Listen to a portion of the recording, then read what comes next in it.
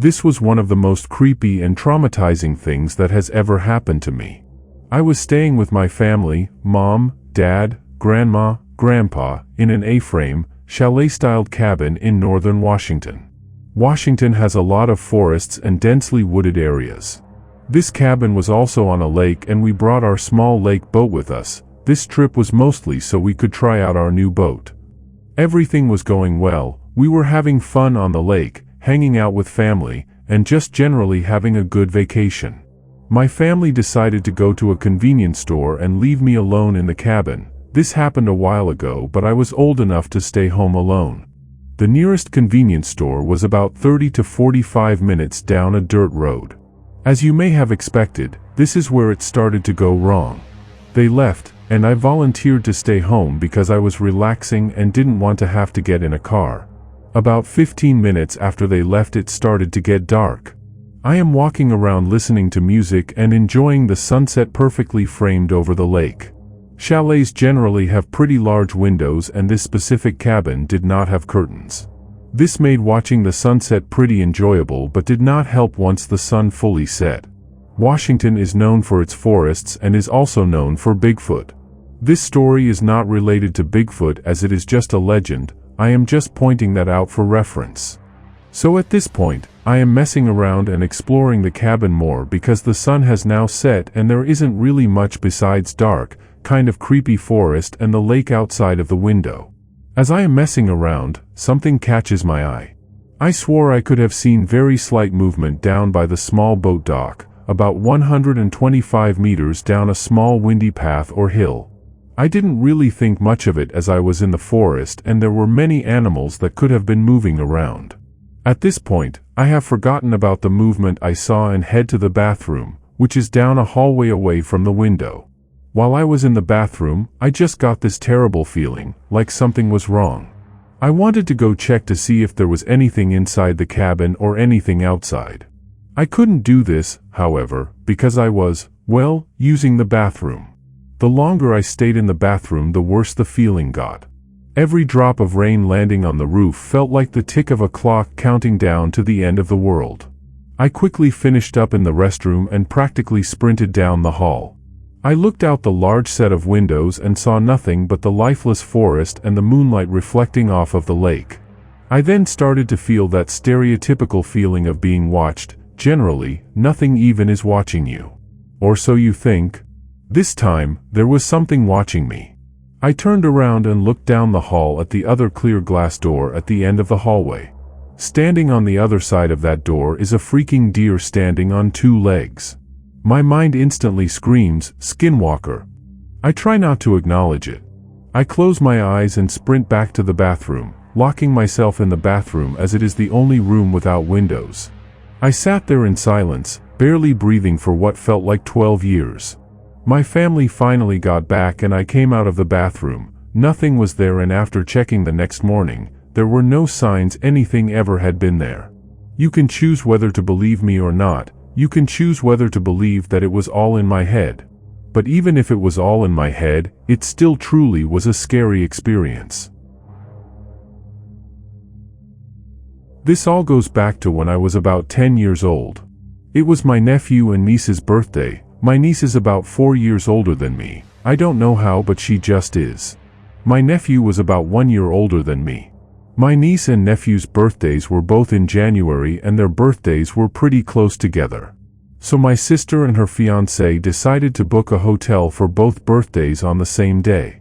It was me, my nephew, Jarrett, Anthony, and Jay. We were all in one room at the beginning of the hall, and towards the middle of the hall was my sister and her fiancé with the two little kids. Then at the very end of the hall was my niece and like 4 of her other friends. Me and the guys were at first just hanging out and talking since we hadn't seen each other in a while. About an hour in of us just hanging out, we hear loud footsteps and giggling and then a bunch of knocks on our door.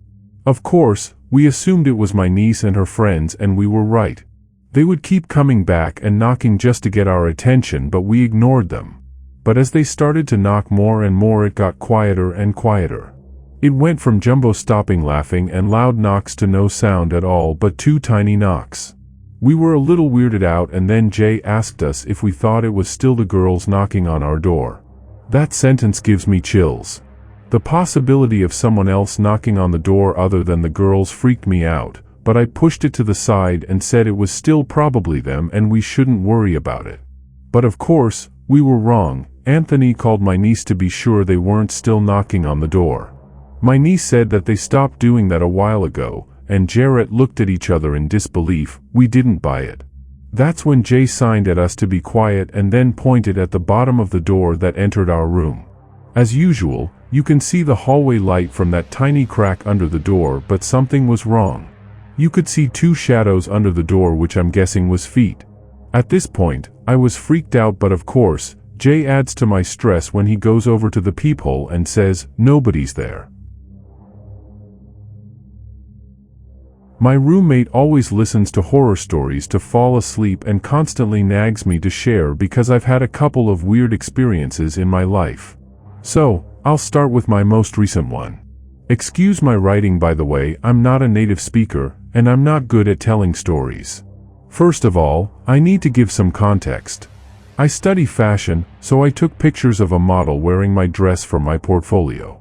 Due to it being very fragile and already running late, I didn't have time to carefully fold it to put it in my bag, so I just wore it. I'm a dude, by the way, and ran to catch my last train home. It was around 10 p.m. and already dark, so I barely got in and sat down. My section was completely empty, which, because of my circumstances, was completely fine by me. After a couple of minutes, another guy got in. He kind of stared at me, not completely staring, but I definitely noticed, which made me quite uncomfortable. But I guess you don't see a guy wearing an exaggerated dress every day. About 10 minutes before I needed to get out, he stood up and went to the toilet. But when he came back, he didn't sit down in his place from before. He walked past me and sat a couple of seats behind me. At this point, I kind of started to freak out because I realized I was wearing a dress. I'm very skinny, have long hair, and I'm wearing a face mask. I thought he must think I was a girl all alone at night. I thought about pulling my mask down to show, "Hey, I have a beard, I'm a guy, so don't harass me please." Well, I don't want to be politically incorrect or anything, but due to his age and ethnic background, even if I did, I could also just get hate crimed or some shit. I was on high alert like any movement, and I'd go in with my scissors already in hand. Then a friend of mine called, and I had the jump scare of my life. I answered the phone out of reflex and turned to the side so I could keep an eye on that weirdo. He definitely heard me speaking, so he must know that I'm not a girl by now. After the longest 10 minutes of my life, it was time for me to get out, so I got up and walked past him to get to the door. And for real, I kid you not, after walking past him and looking back, I saw something sticking out of his jacket, a little bit of wood like the handle of a fishing knife. If it wasn't, I couldn't think of what else it should be. After I left the station, I called the police to tell them about my encounter, and they took my statement very, very seriously. But they couldn't find or identify that weirdo. To think that women face those kinds of situations all the time is unimaginable to me. I still feel uncomfortable taking trains and buses at night.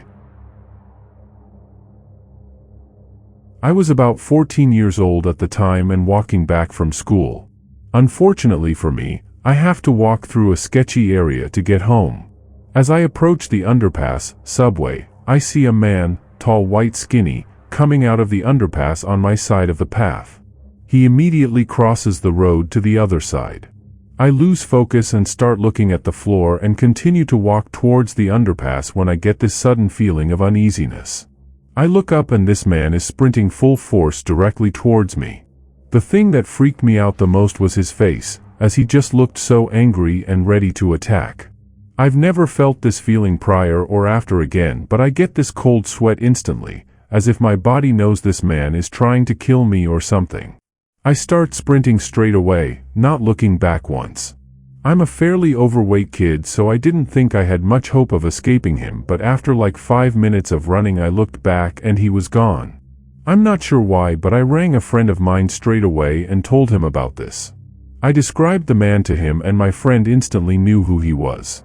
He's a local crazy guy who's terrorized locals for years, in and out of prison for various things. I've had nightmares of people sprinting towards me since this. Not sure if this incident translates well into this message, cause it was truly a terrifying moment in my life, and I don't know what he would have done to me if he actually caught me.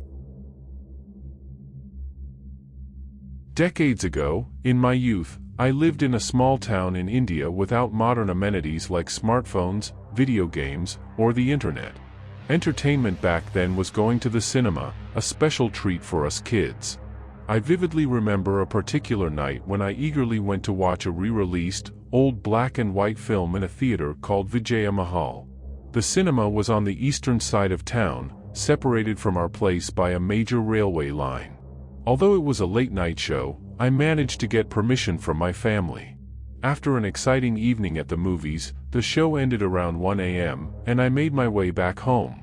Instead of taking the safe route through the manned railway gate, I decided to take a shortcut and crossed the railway tracks directly.